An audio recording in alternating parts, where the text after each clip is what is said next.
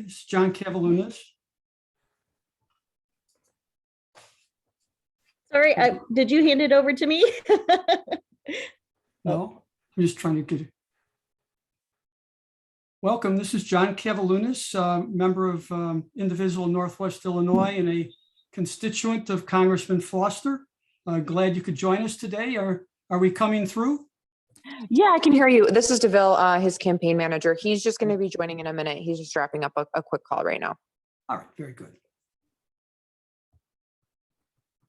So we'll go through a few short intros and welcome, and then we'll hand it off to Congressman Foster to take it from there. And then after that, there'll be some Q&A. I believe you know that's the format. Yeah, no, that sounds great. Yeah, he, like I said, he should just be on in just a minute. So that sounds great, though. Okay, great. And John, I'll just stop this recording until he gets in. Mm-hmm. There he is.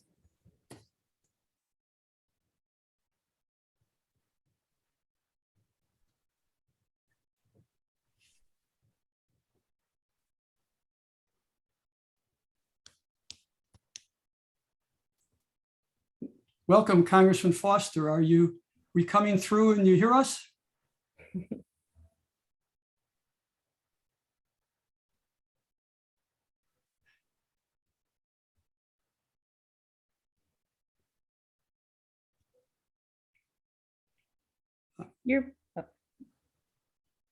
Welcome, Congressman. Can you hear us now?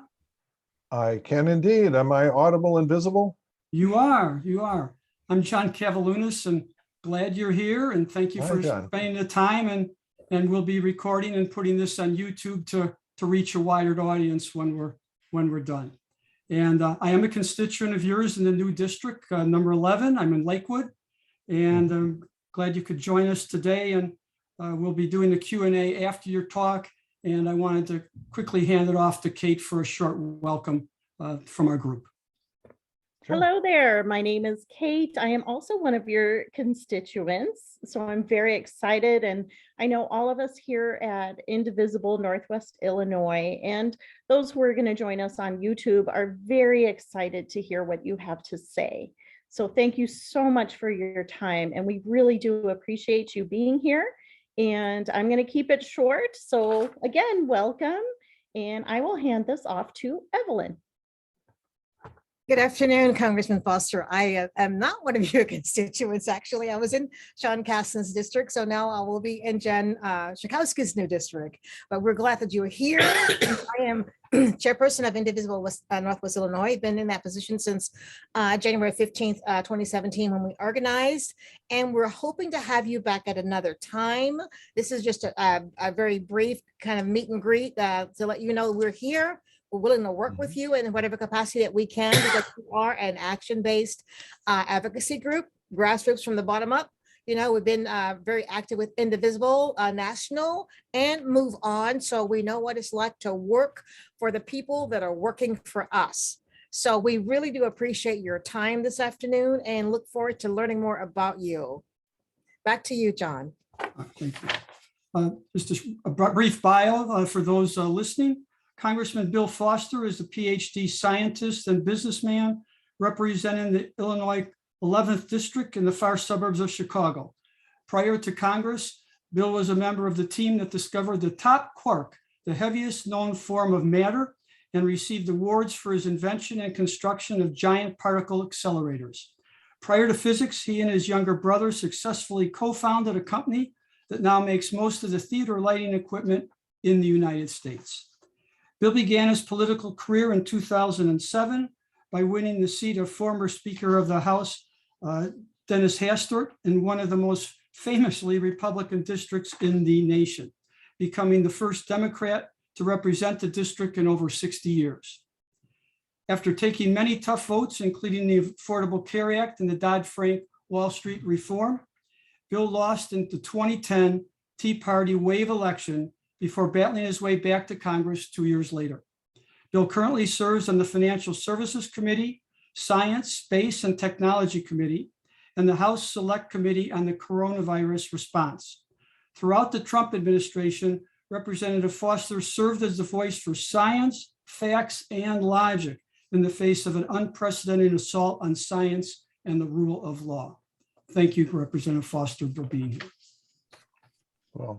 Well, thank you. And now, should I just sort of do a few-minute introduction here, or is that what you had in mind? Or, well, first off, I just want to thank Indivisible, for the key part of the response you were to the election of Donald Trump. And it was, it was a time when everyone, was sort of feared for the future of our democracy and was trying to understand what had happened.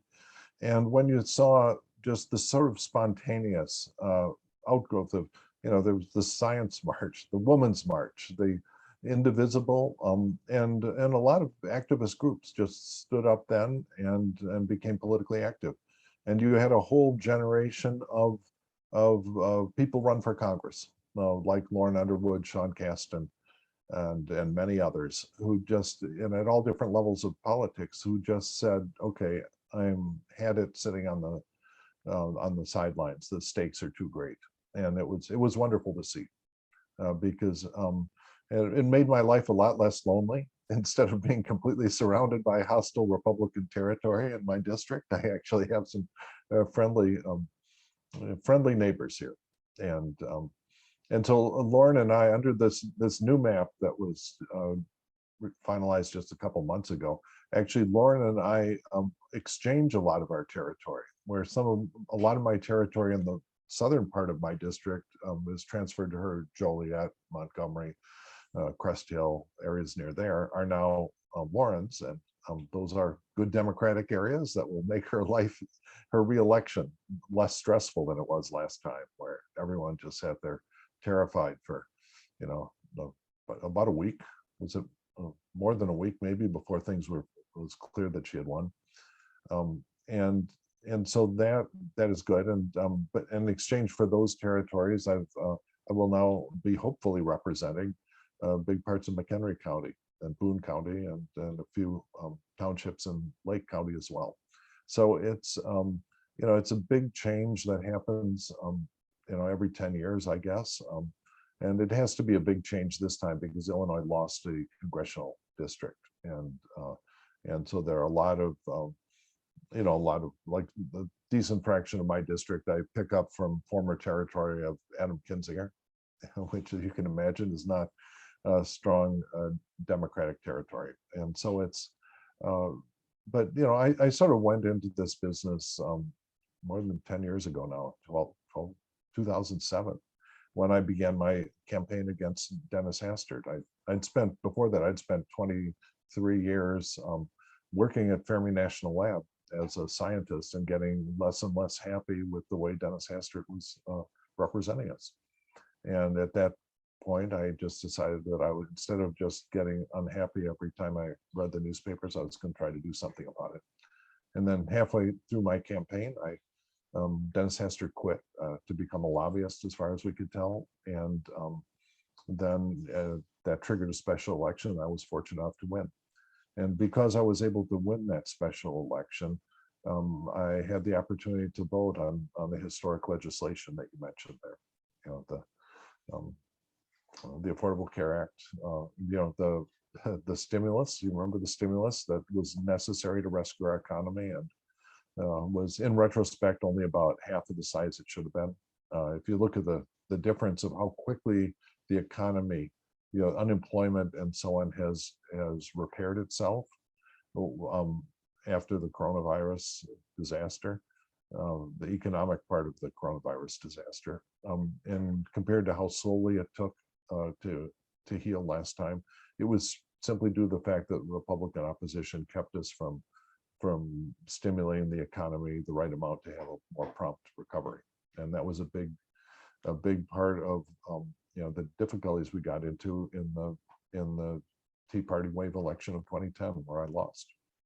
But there have been 3 times in my career where at least 3 times where my chief of staff has come into me before I'm taking an important vote, and then say, Bill, I know how you're going to vote on this important thing, But it is my job as your chief of staff to tell you that you're putting your reelection at risk. And so I was told that when we passed, well, first off, first time was TARP, where we had to, we had to unfortunately, put a lot of taxpayer money at risk to rescue the large banks. The second time was the Affordable Care Act. And the third time was the Dodd-Frank Act, which, right now, the Wall Street Reform Act is something that is very popular and very successful, but that was very contentious at the time.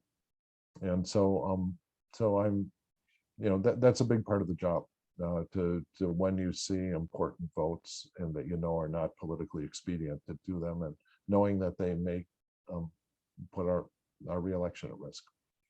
And so now the area up above north of Kane County is new to me. I've not represented it, but in the old Dennis Hastert seat that I won and then was reelected in, had held on to for 3 years.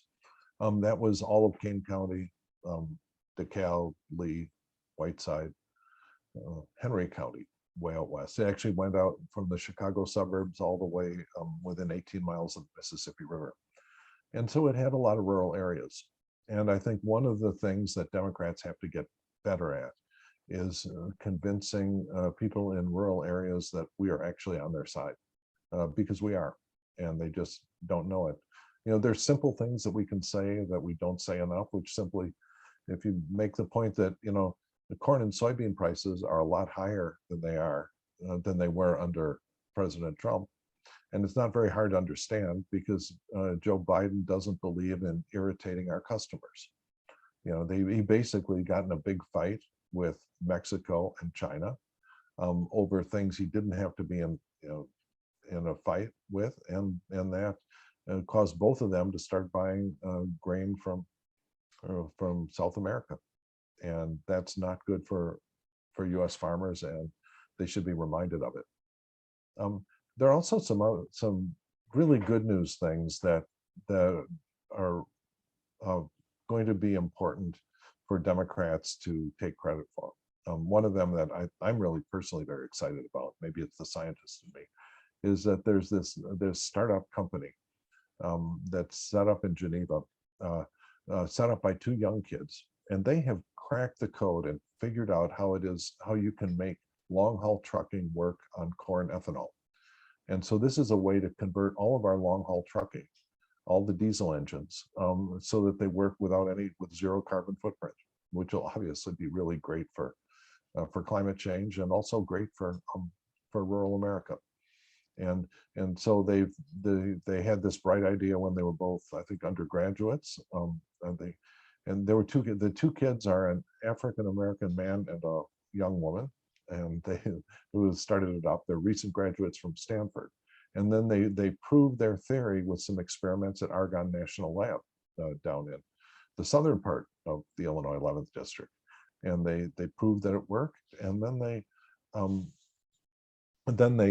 took that proof of principle, and they got convinced, I think it was Cummins, to let them have a diesel engine, and they showed that it worked on a full-scale diesel engine, and now they have a truck that they're driving around powered by corn ethanol.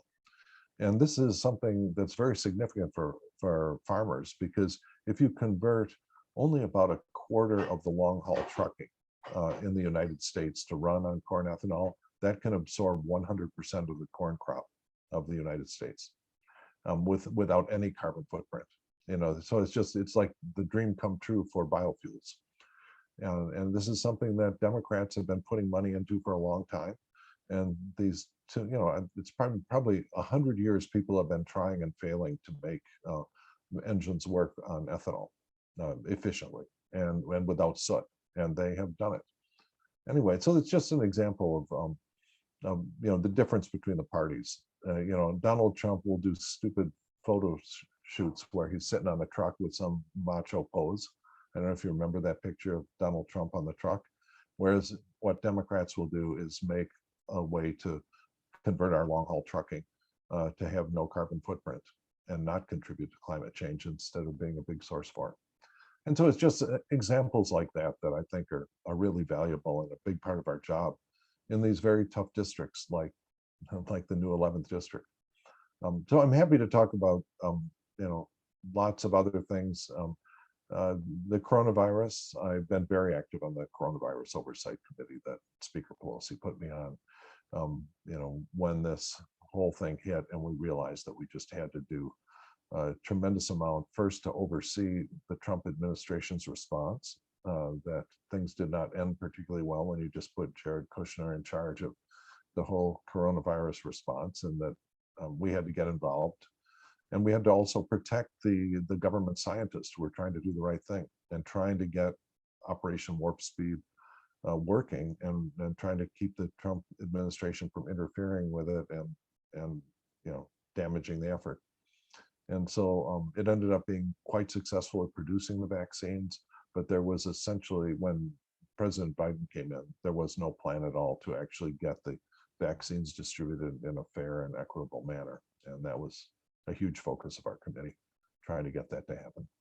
Anyway, no shortage of problems still to be worked on here. I'm happy to talk to you, answer questions about whatever's on your mind here. I do have a question. I'm very interested to know more about the young couple you were talking about. Is it St. Charles, or what did you say? Geneva. Geneva. It's, Geneva. I don't know if I guess it's okay. I can mention that. And it's Clear Flame. Clear Is Point? Clear Flame. Okay. Clear Flame Engine Technologies, I think. Yeah, the young guy, BJ, I have been on periodic Zooms about this for the last couple of years. And it was but it's just really, it's an American success story, in progress. And the fact that they've got now $17 million of funding from, it's either John Deere or one of the farm machinery companies. It's a sign that you can make a difference with a good idea, and that science is a way to make the world a better place. But that only works when you have a party in Washington, D.C. who's willing to financially support that science until it's proven and is out in the marketplace. Thank you. Yeah. And that's a big part of climate change and the way I think about it. Back 10 years ago, the Obama administration made two great big bets on climate change. One of them was this company called Solyndra that you may have heard Republicans talk about. It was a solar cell company that had an idea of how to make cheap solar cells, and it turns out their idea wasn't the cheapest way to make solar cells, and they ended up going bankrupt, taking with it about $350 million of taxpayer money. So that was a bet we lost.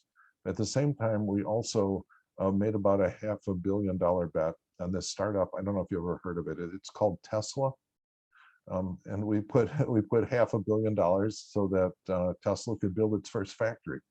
Because again, as a result of just decades of government research into making batteries more efficient and cheaper, that people realized around 2010 that electric cars could be made with a good driving range and a good reliability and a reasonable cost. And so we took a risk that if you'd set up a high volume factory, you could make a good product. And so Tesla, the last time I looked, Tesla's market capitalization from this $500 million loan is it's north of $500 billion. So it's 1,000 times. And then if you think about from the taxpayer's point of view, we have collected from Elon Musk in tax revenue this year, many, many times the $500 million that we invested 10 years ago. And so that's an investment that has paid off very well for the taxpayer. So, and it's like, and it's also paid off tremendously well for the planet, because at this point, it's within another year or two, we're going to reach the point where the lifetime cost of ownership of an electric car is less than a gasoline car. So we will no longer have to sit there and fight with the Republicans about CAFE standards and automobile mileage, because no one is going to want a gasoline car. And that's the way you can really win this. Not only that, it means that India and China and South America are also going to want electric cars because they are cheaper. And so, it's my feeling that the highest payoff the use of federal funds is to continue that kind of research into cost lowering research and demonstration projects, and to demonstrate other aspects of climate change response that we're going to have to make. And because we have to make it so that there's a path not only for the United States, but for the entire world. And that means you have to make zero carbon technologies cheaper. So anyway, so you sort of touched the geek in me. I'm sorry about it.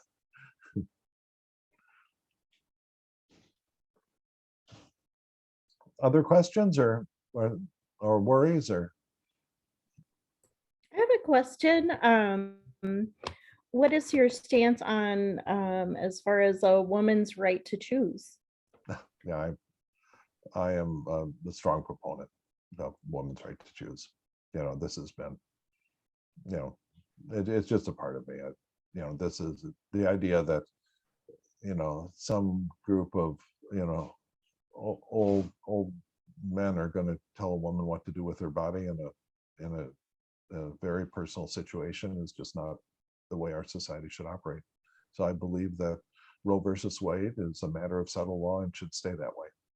And if the odds look like it's not zero that the Supreme Court is going to do away with some or all of Roe versus Wade, and if they do that, there is going to be a reaction like that will make the whole indivisible explosion of 2017 look tiny.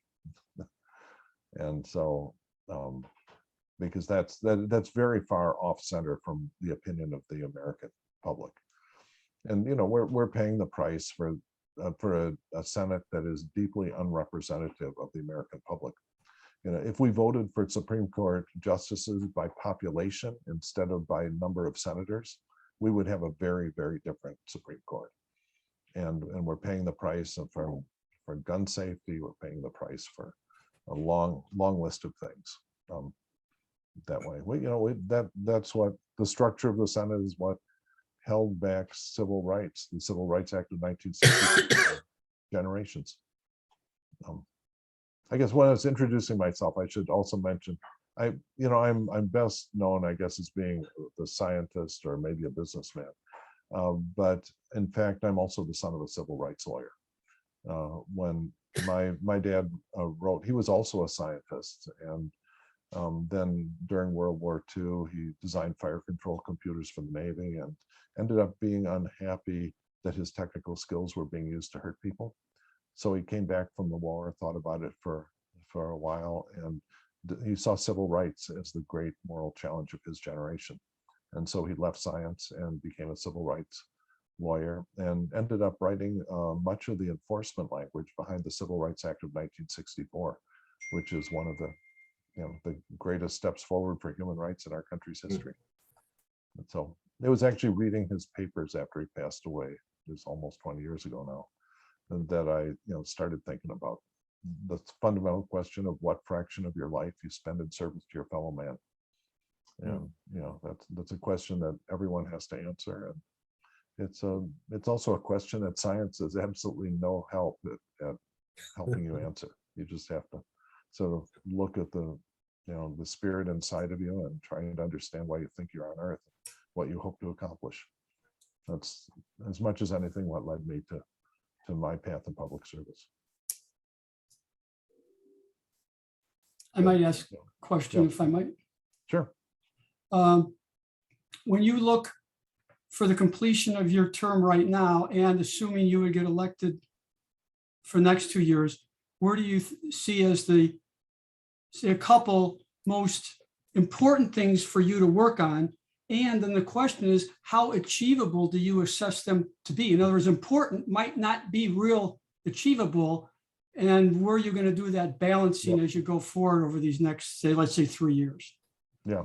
Well, look at what you do in the last 2 of those years depends crucially on whether we hold on to control of the House and Senate. If we lose control of either one, it's going to be gridlock. And and nothing but Republican sabotage. If we have a nominal control of both the House and the Senate, then there are some things we can get done. They'll be limited because unless we get a very big majority in the Senate that no one anticipates, we're still going to be stuck with doing things via reconciliation. However, I think there is also a substantial list of things that we may be able to accomplish without, by just operating Congress a little bit differently.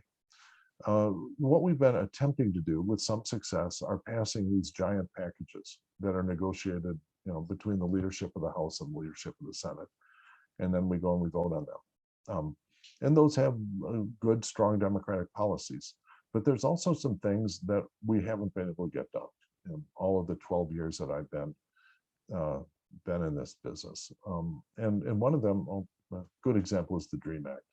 The DREAM Act, if you just look at the polling on there, 80% of Americans, and a majority of Republicans support giving Dreamers a path to citizenship. And so why, and that's been true for many years. So why is it that our democracy works so badly that it doesn't, that we've not passed that? And what happens is that because of the sort of winner-take-all nature of how we've been operating, certainly the House of Representatives, it is impossible to pass things that have majority support of the Congress, but that majority isn't unanimous in either the Republican or the Democratic caucus. So just imagine what would happen if a rather weak version of the DREAM Act was brought forward by Speaker Pelosi. There would be a rebellion from those who feel very strongly that we need, well, I feel very strongly we need comprehensive immigration reform, which is a lot more than the DREAM Act. But many members of the Democratic caucus don't believe that compromise is something we should take in this, that we should wait until we can get a full comprehensive immigration reform. But I think that if you had brought up the DREAM Act, or even a DREAM Act that maybe has not immediate citizenship, but a few-year path to citizenship and so on, that you could get a majority of Republicans to vote for it, because they know they're on the wrong side of this issue. But it would not be perfect from a Democratic point of view, and would not be perfect from a Republican point of view. And yet, if we can find a way to get it voted on, then it would take place. Then it would actually become law. And it's a frustration that it occurs in many areas. I go through a long list of things where they're missing pieces supported by the majority of Americans. And I think that when they see that not happening, then it erodes their confidence in our political system. So we have to do something to make it more, make the system so that somehow popular things like, say, the DREAM Act or other things can pass with a majority where some of it comes out of both parties. And that's not the way we've been operating. And I think we're paying a price for that.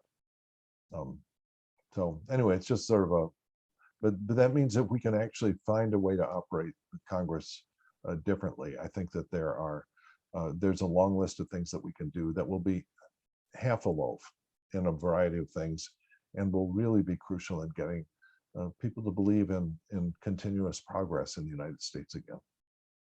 And wouldn't the Voting Rights Act be another one where you could peel off something like that? That's right. It would be a stripped down version of the Voting Rights Act. The bills that we have been pushing forward as giant packages, like HR 1, which I supported, and it's great policy all the way down the line, has many things that Republicans will refuse to vote for. And so if there are any of these things that Republicans regard as poison pills, then it makes it easy for them to vote against big packages like HR 1. But imagine that we brought forward a bill that did nothing but fix gerrymandering, okay? Nothing but gerrymandering. Because gerrymandering is another one of the things, 85% of Americans want to get rid of it.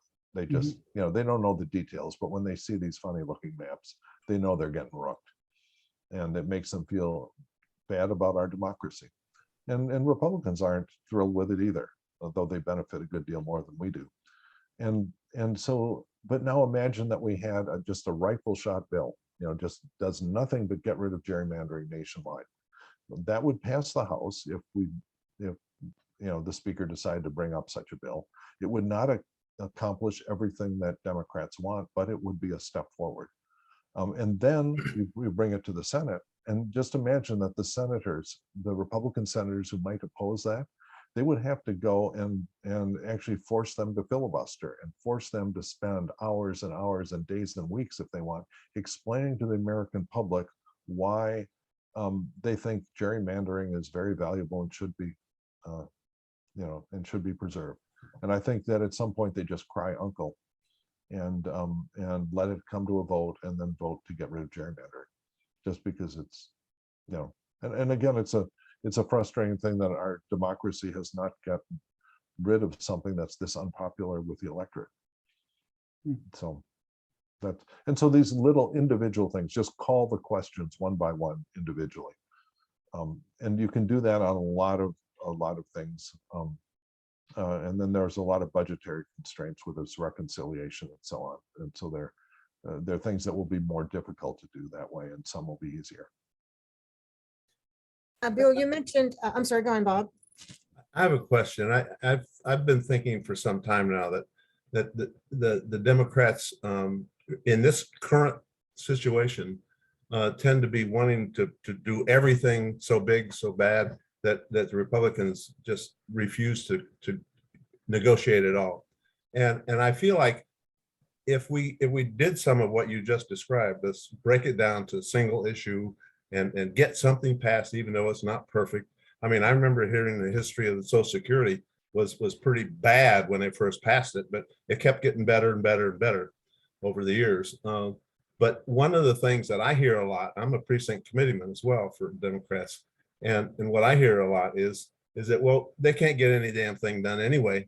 So what's the difference who I vote for? And if the Democrats could come through this current situation showing some progress, and then we could say, look, we got some progress. If we vote for more Democrats, we'll get more progress. But we don't get anything. It's just frustrating for everybody to say, what's the difference with who I vote for? I mean, it's crazy. It's frustrating to me. Well, look, we have, under President Biden, we have accomplished a lot. We're one of the things I love and don't love about Democrats is that as soon as we get something accomplished, we say, okay, what's next? We want to continue improving things, instead of sitting around and bragging about what we just did for the next year. All right. And it's because we want to make the world a better place. And so you keep step by step. But that means, there was a tremendous amount of good that was done for the economy by the American Rescue Plan. All right. And that passed essentially, I think, with virtually 100% party line vote. Okay. And if you look at the number of businesses that were saved by that, and the improvement that made in our unemployment situation, the projections for the unemployment that were made before we passed the American Rescue Plan, it was supposed to take several years before we got under 5% unemployment. All right. And the unemployment dropped very rapidly because of those things. And a number of businesses were basically saved. A number of municipalities and states and school districts and everything did not have to increase their taxing as much because of the money that they got from the American Rescue Plan. But we just don't brag about that as much as perhaps we should politically. We're focused on the rest of the package that has not yet gotten past the two senators from Arizona and West Virginia. And that's, so we have to spend part of our time celebrating our victories as well as bemoaning our battles to come. Yep, agree. Well, I do have a question too. As an individual leader, and you're journeying into a new district, and we're action work oriented. How can we at this time work with you to at least let people know that we're here and do some collective working together for your benefit and for ours as well? Yeah. Well, I think the first thing to do is to make sure they're quality candidates up and down the ballot at all positions. And that we have, when the election rolls around, that we have a complete set of election judges on every precinct. Because one of the things that scares people the most about the upcoming election is that there's going to be a very powerful movement to discredit our elections. Mhm. And, you know, we should, I think, be, another thing we don't brag enough about is we should be very proud of how strong our election system is, because it's based on local trust. You know, at every precinct in the country, there are, or should be, election judges of both parties. And so if you think that the numbers are fishing in one specific precinct, you know, there are election judges from either party that you can go and, you know, and then they will tell you if they think that a bunch of weird people showed up that they don't recognize to vote, or any of these conspiracy theories. It can't really happen when you have that sort of local, you know, local trust at the precinct level. And then, of course, if you think the votes are being counted wrong, that's simple to test too, because, you know, the precinct tallies are publicly posted for anyone to look at. And if you're an election judge, one of your duties is to make sure that the number of votes that you know was cast in your precinct is the same number that's reported in the public website. And anyone who has a spreadsheet can go and download the list of precinct numbers and add them up himself or herself, and verify that they've been added correctly. And so these sort of safeguards at the local level make our system pretty hard to hack. The only thing that really could be an exception to that is if we still made extensive use of electronic voting machines, because that is that's a real risk, and they're largely gone. And I hope by the next election they'll be 100% gone across the country.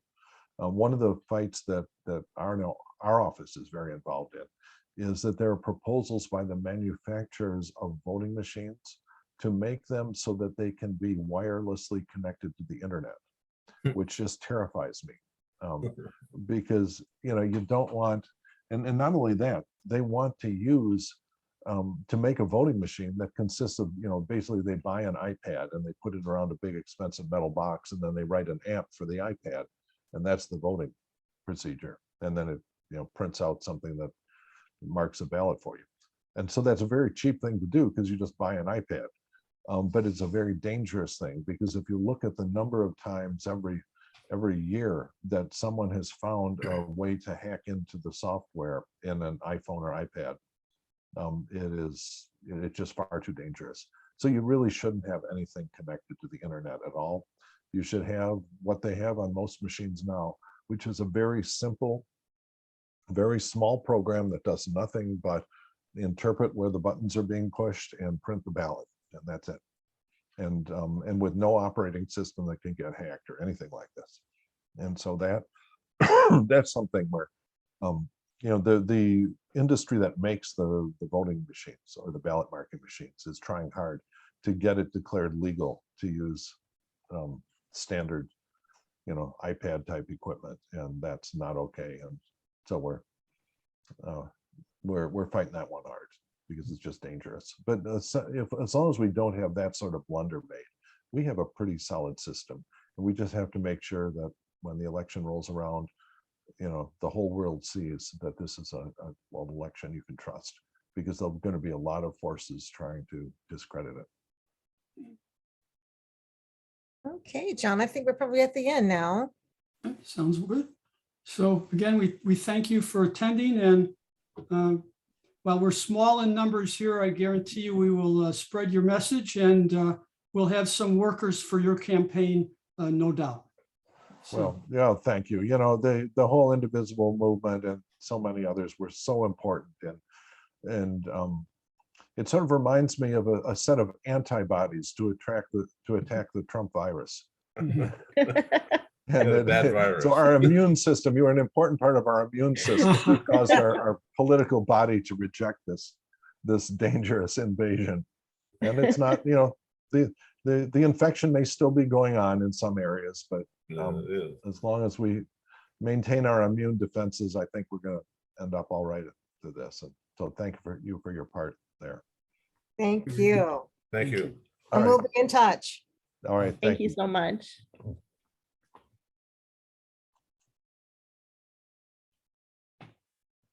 Okay, guys, we made it. That was good. I'm gonna.